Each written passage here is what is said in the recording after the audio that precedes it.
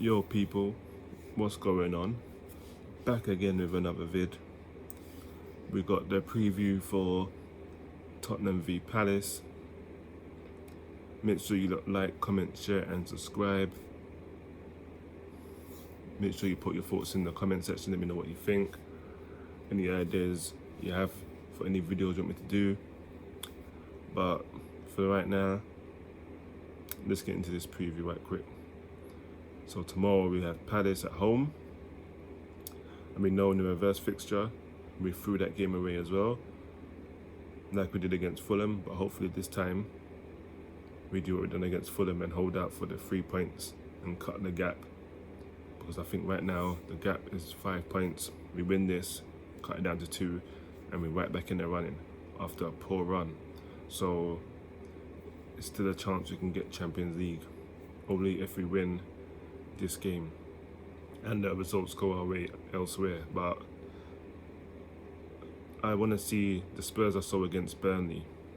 Now, Crystal Palace wears similar colours to Burnley, so I'm hoping that when they see them, they think it's Burnley and they treat them according and dispose of them. But we know Palace give us a problem. It's rare we beat them by more than 1 goal, but you just don't know, do you, with this team? All I know is I don't want to see the performance I saw against Fulham midweek. That I do not want to see, that horrible, boring football. That's probably the first time I can say that I've had the game on and I've been more interested in my phone, just searching random stuff on Google, scrolling through IG, looking at stuff. I think I spent more time on IG than I've done in a long time. I don't be on IG long, but during that game, scrolling through IG looking at trash was a lot more entertaining than watching that football I was witnessing against Fulham. And they had a goal ruled out for handball, which is harsh.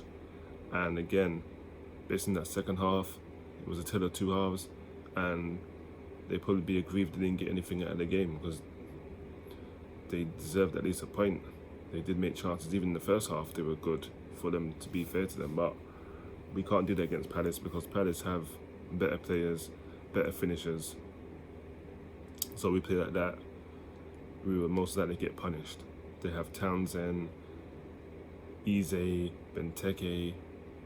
They got some decent players in their team. Hopefully Zaha's not fit, because if he's there, that's another problem that we don't need.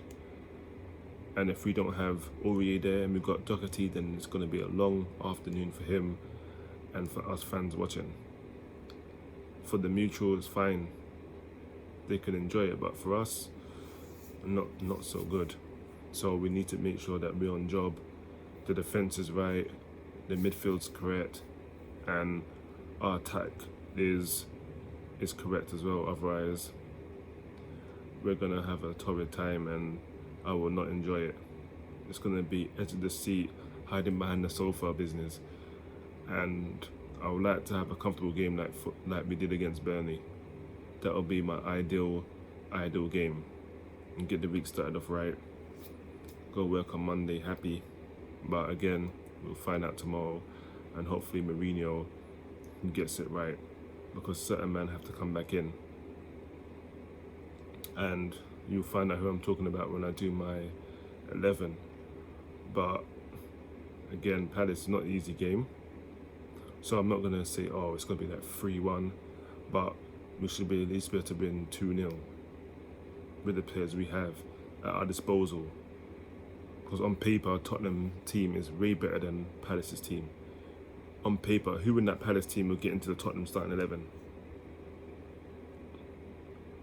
I can't think of one player. Who will get into our bench? Maybe Eze, probably Zaha. Townsend, I can say he's a former Tottenham man, so he's definitely gonna have a point to prove. So he's definitely gonna be up for it. So all more reason that we need to go in and get these points. And we saw them against Man United. They held out for a draw, even though that game was boring as well. But I don't want a game like that, because I'll fall asleep and I won't be able to give a player rating or review because I wouldn't have seen it. But let's get into the 11 anyway. So as always, between the sticks, Hugo Lloris. Who else but him? We've only got what's his name, Joe Hart, and no, I think he only comes in now when Lloris is injured, because now this is the business end of the season and we need our best goalkeeper starting these games. All the early rounds of the cups and stuff are done, so Joe Hart is no longer required. So that's going to be Lloris for me. On the right, Aurier, please bring him back.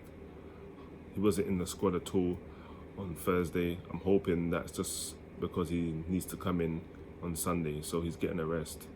I'm hoping that's what it is, for rotation reasons and not injuries. But we'll find out tomorrow, I guess.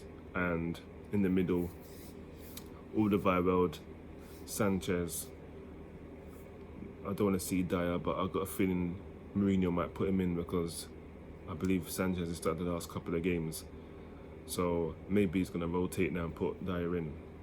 But if he does put Dyer in, it's got to be Alderweireld. Has to be Alderweireld with one of them. It can't be Sanchez and Dyer. It needs to be Alderweireld and one of them. Otherwise, it's not going to work. And on the left, my guy who was rested, Reguilon, comes in because we're going to need to whip balls in, and that's what we're going to need to beat Palace.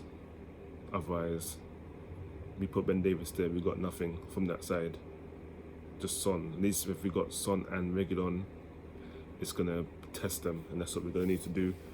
And in the middle, Højbjerg and Domblé, no brainer. I don't want to see Sissoko come on again, even to waste time. If you're going to bring on Sissoko, bring him on in like the 90th minute when we run down the clock. I want to see him get no proper minutes. So that's who it is for me, and I don't want to see Harry Winks. His time's up as well. He's been here for so long, and he's probably scored, maybe count on one hand how many goals he's scored for us since he's been in this first team. Not good enough. Ahead of them, I would have said Dele, but after what I saw against Fulham, I don't think he's going to make it. So I'll probably put Lucas in there, to be honest. And then on the right, I would have said Gareth Bale as well, to what I saw against Fulham.